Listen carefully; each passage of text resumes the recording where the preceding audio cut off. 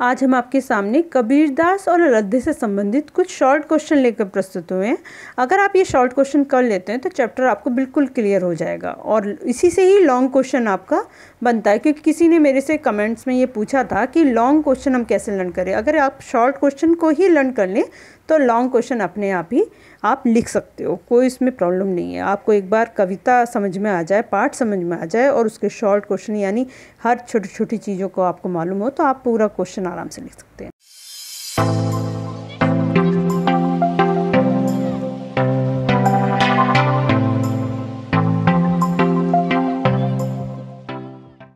चलो हम स्टार्ट करते हैं इसको। पहला क्वेश्चन है और ये सबसे पहले जितने भी क्वेश्चन हैं वो आपके कबीरदास जो हैं उनसे संबंधित हैं। कबीर की रचनाओं के नाम क्या हैं? तो इनकी 3 रचनाएं हैं, साखी, सबद और रामायणी। आप पहले इस क्वेश्चनों को जब मैं पढ़ रही हूँ तो उसका आंसर सोचो, उसके बाद उसके आंसर को देखो। प्रश्न नंबर 2, कबीर अपनी कविताएं किस भाषा में लिखते थे? क्योंकि पूछ लेते हैं कि कौन सी कविता में लिखा है, तो ये है भाषा में लिखा है ये कविता। साधुकड़ी, अवधी, ब्रज और राजस्थानी का सम्मिश्रण है, लेकिन इसका ये जो साधुकड़ी का मतलब ये कि हर कोई स्पष्ट भाषा ना होकर इनका मिश्रण होना। कबीर ने अपनी साखियों में किसका विरोध किया है? उन्होंने बाह्य आडंबरों का विरोध किया है। कबीर ने संसार को किसके समान बताया है? स्वान के समान बताया है। स्वान रूपी संसार है ना, तो वो स्वान के यानी कुत्ते के समान संसार को बताया है। कबीर के अनुसार संत सुजान यानी अच्छे जन कौन, अच्छे संत कौन से होते हैं? तो उत्तर क्या है? जो हिंदू मुस्लिम में भेद किए बिना निष्पक्ष रूप से भक्ति करते हैं, यानी वो ये ना कह के कि ये हिंदू और ये मुस्लिम है, उस भगवान का नाम इस रूप में ना लेकर बस एक ईश्वर है उसके रूप में लेते हैं। सुभर का क्या अर्थ है? सु यानी अच्छा और भर यानी भरा हुआ, अच्छी तरह से भरा हुआ। कहे कबीर सो जीविता जो दोहूं के निकट न जाए में दोहूं का प्रयोग किसके लिए हुआ है? दोहूं यानी जो हिंदू मुस्लिम के लिए बोला जाएगा। तो राम रहीम, राम और रहीम, हिंदू यहाँ राम हो गया और रहीम यानी मुस्लिम, इन दोनों के रूप में बोला जाएगा। स्वान का क्या अर्थ है? स्वान का अर्थ है कुत्ता। थूनी से क्या अभिप्राय है? थूनी होता है स्तंभ या टेक को कहते हैं, स्तंभ यानी खंभों को। बलिंडा, बलिंडा किसे कहते हैं? छप्पर की मजबूती और मोटी लकड़ी जिस पर उसकी संपूर्ण भार केंद्रित होता है और छप्पर के बीच में जो डालते हैं ना, मेन जो होता है उसको बोलते हैं। कबीर के अनुसार ईश्वर कहाँ रहते हैं? प्राणी की सांसों में, हर सांसों की सांस में ना एक वर्ड बोला था, तो प्राणियों की हर सांस में ईश्वर निवास करता है। नहीं योग वैराग में योग शब्द का क्या अभिप्राय है? योग साधना से संबंधित क्रियाएं, योग करना ना, साधना करना, पूजा करना। साखी में हंस किसका प्रतीक है? जीव का प्रतीक है। साखी में विष किसका प्रतीक है? विष किसका प्रतीक है? व्यभिचारी का। व्यभिचार जो होते हैं, जो गलत आचार वाले होते हैं, उनको हम विष का प्रतीक बोलेंगे।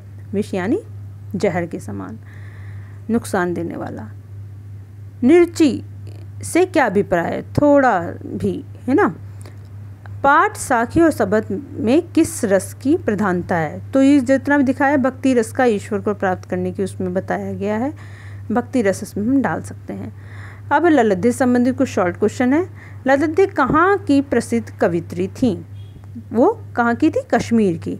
लद्दे की रचनाओं की काव्य शैली को किस नाम से जाना जाता है? वाक से। जैसे साखी और सबद जो हमारे कबीरदास से जाना जाता है, तो उसी प्रकार से लद्दे के लिए वाक जाना जाता है। लद्दे की रचनाओं में क्या संदेश निहित है? जाति धर्म की संकीर्णता त्याग कर भक्ति करने का। कच्चे सकोरे का क्या अर्थ है? स्वाभाविक रूप से कमजोर। नेक्स्ट क्वेश्चन है, कवित्री लद्दे ने अपना घर किसे कहा है? भगवान के घर को ही उन्होंने अपना घर कहा है। नेक्स्ट क्वेश्चन, कवित्री के मन में हुक क्यों उठती है? प्रभु न मिल पाने के कारण हुक उठती है, यानी हुक होती है याद आना। समभावी से क्या तात्पर्य है? जो भोग और त्याग के बीच का मार्ग अपनाए उसे हम समभावी, सम यानी समानता का भाव रखने वाला। कवित्री लद्दे को जेब टटोलने का पर क्या मिला? कुछ भी नहीं मिला, यानी कौड़ी भी ना मिली। कवित्री लद्दे की चिंता का क्या कारण था? मांझी को उतराई देने के लिए उसके पास कुछ भी नहीं था। मांझी यानी ईश्वर अगर उसे उतारेंगे तो वो कौन सा कर्म ऐसा बताएंगी जिससे वो उनको मांझी यानी उतराई के रूप में कुछ दे सकें, उसके बदले में कुछ दे सकें। वाक में मांझी किसका प्रतीकार्थक है, यानी किस प्रतीक के रूप में प्रस्तुत किया गया है? प्रभु के रूप में। वाक में शिव अर्थात प्रभु का वास कहाँ बताया गया है? थल थल में, हर जगह, प्रत्येक स्थान पर। भेद न कर क्या हिंदू मुस्लिम में कवित्री का कौन सा संदेश निहित है? तो भेद न कर क्या हिंदू मुस्लिम, सांप्रदायिकता भूलकर एकता रखने वाले का इसमें निहित है। ललित्य ने अपने प्रभु को किन नाम से पुकारा है? किस नाम से पुकारा? शिव के नाम से। ललित्य के अनुसार ज्ञानी कौन है? जिसने स्वयं को जान लिया हो। सुषुम सेतु का क्या अर्थ है? सुषुम्ना नाड़ी रूपी पुल।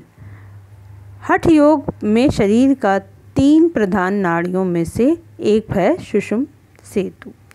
ललित्य का थल थल से क्या अभिप्राय है? थल थल यानी सर्वत्र यानी पूरा संसार, हर जगह। वाक का क्या अर्थ है? वाक कथन या शब्द। वाक होता कहना, कथन या शब्द। यह 4 पंक्तियों में आबद्ध कश्मीरी शैली की गेह रचना है। गेह यानी गाने का तरीका। ललित्य हिंदी साहित्य के किस काल की कवित्री हैं? भक्ति काल की। ब्राह्मणों का विरोध कवित्री ने किस वाक में किया है? बाह्य आडंबरों। बाह्य आडंबरों को कहेंगे इसे ना। पाठ्य पुस्तकों में संकलित 4 वाक जो हैं उसमें बाह्य आडंबरों का ही इन्होंने कहा है। मनुष्य की चेतना व्याप्त कब होती है? जब अंतःकरण में संभावी होने पर। और बाह्य आडंबर कहते हैं बाहर के आडंबर जो होते हैं, दिखावे वाले जो आडंबर होते हैं उसको हम बाह्य आडंबर कहते हैं।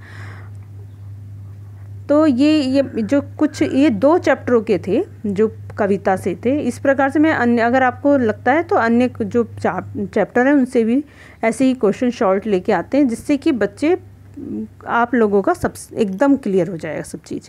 तो आज के लिए बस इतना ही। और इस चैनल को लाइक करें, शेयर करें, अपने फ्रेंड्स के साथ भी शेयर करें इसको, और सब्सक्राइब करना तो बिल्कुल भी ना भूलें। धन्यवाद।